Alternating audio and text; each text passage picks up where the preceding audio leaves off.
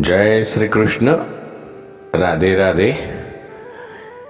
प्रिय आत्मीयजनों, श्री वल्लभ की प्रेरणा से प्रेरित होकर राधे सत्संग में आज हम गोवर्धन पूजा और अन्नकूट का महत्व क्या है, पुष्टि मार्ग में उसका क्या महत्व है, उसके बारे में देखेंगे।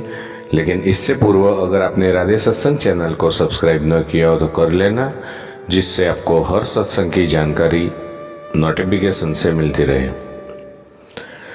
श्री गोवर्धन नाथ की जय। प्रियजनों, अन्नकूट का अर्थ है अन्न का ढेर। इस प्रकार इस दिन भारी मात्रा में पकवान बनाकर भगवान विष्णु जी को भोग लगाया जाता है और उसका प्रसाद वितरण किया जाता है। कार्तिक मास के शुक्ल पक्ष की प्रतिपदा अर्थात दीपावली का दूसरा दिन गोवर्धन पूजा एवं अन्नकूट महोत्सव के रूप में मनाया जाता है। गोवर्धन पूजा की विशेष झांकी मथुरा, काशी, गोकुल, वृंदावन, नाथ द्वारा आदि में देखने को मिलती है। कार्तिक शुक्ल प्रतिपदा को अन्नकूट उत्सव के रूप में मनाया जाता है। गोवर्धन पूजा दीपावली के अगले दिन नववर्ष आरंभ होता है। सब लोग एक दूसरे के लिए मंगल कामना करते हुए एक दूसरे का अभिनंदन करते हैं। इसी दिन अन्नकूट एवं गोवर्धन पूजन को पर्व मनाया जाता है। जैसे आकाश निर्मल हो जाता है, उसी तरह सारा पाताल भी पवित्र हो जाता है। दोपहर को मंदिरों में अन्नकूट का भोग लगाया जाता है। शंख, घड़ियालों और प्रार्थनाओं के स्वर गुंज गुंज कर मन में उत्सवी भाव भर देते हैं। कहते हैं इसी दिन इंद्र को यज्ञ और अन्नकूट से प्रसन्न करके सुंदर वर्षा की याचना की जाती थी। कृष्ण ने उस परंपरा को जीवन की यथार्थ भूमि पर स्थापित किया।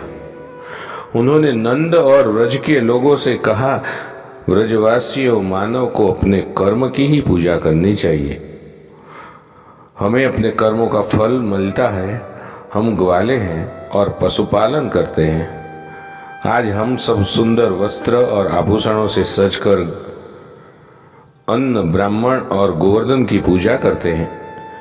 कृष्ण के इस कार्य से इंद्र चिढ़ गए और उसने व्रजभूमि पर भयंकर वर्षा की। कृष्ण ने गोवर्धन उठाकर सबकी रक्षा की। उसी दिन से सारे भारत में गोवर्धन पर्वत और उसको धन, धान्य और खिलौनों से सजाकर पूजन किया जाता है। जो लोग गोवर्धन की पूजा करते हैं, उनके घर की समृद्धि कभी कम नहीं होती, मनोकामनाएं पूरी होती है। इंद्र का अहंकार पर्वत पर हिम की तरह पिघल गया और वह स्वामी कृष्ण की स्तुति करने लगे। गोवर्धन ही भगवान कृष्ण है, ऐसा मानकर जो लोग गोवर्धन की गायों से पूजा करते हैं, उन्हें मनवांछित फल मिलता है। गोवर्धन पूजा दिवाली के बाद कार्तिक शुक्ल प्रतिपदा पर खूब धामधूम से मनाया जाता है। इसमें हिंदू धर्मावलंबी घर के आंगन में गाय के गोबर से गोवर्धन नाथ जी की बनाकर उनका पूजन करते हैं। तत्पश्चात व्रज के साक्षात देवता माने जाने वाले गिरिराज पर्वत को प्रसन्न करने के लिए उन्हें अन्नकूट का भोग लगाया जाता है। लगभग प्रातः 5 बजे ब्रह्म मुहूर्त उठकर दैनिक कार्यों से निवृत्त होकर शरीर पर तेल मलकर स्नान करके स्वच्छ वस्त्र धारण करके अपने इष्ट का ध्यान करें। तत्पश्चात अपने निवास स्थान अथवा देवस्थान के मुख्य द्वार के सामने प्रातः गाय के गोबर से गोवर्धन पर्वत बनाए। फिर उसे वृक्ष की शाखा और पुष्प इत्यादि से श्रृंगारित करें और इसके गोवर्धन पर्वत का अक्षत, पुष्प आदि से विधिवत पूजन करें। पूजन करते समय प्रार्थना करनी चाहिए कि गोवर्धन धराधर गोकुल त्राणकारक विष्णु बाहु कृतोच्छाय गवाम कोटि प्रभो भव। और उसके बाद दीपावली की रात्रि को निमंत्रित की गई गायों को स्नान कराए, फिर गायों को विभिन्न अलंकारों, मेहंदी आदि से श्रृंगारित करे।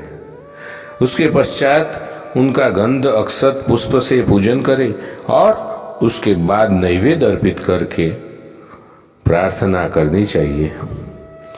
सायंकाल पश्चात जो पूजित गायों है उनसे पूजित गोवर्धन पर्वत का मर्दन कराए, फिर उस गोबर से घर आंगन लिपना चाहिए। वैदिक परंपरा में इंद्र, वरुण, अग्नि, विष्णु आदि देवताओं के पूजन का भी विधान है।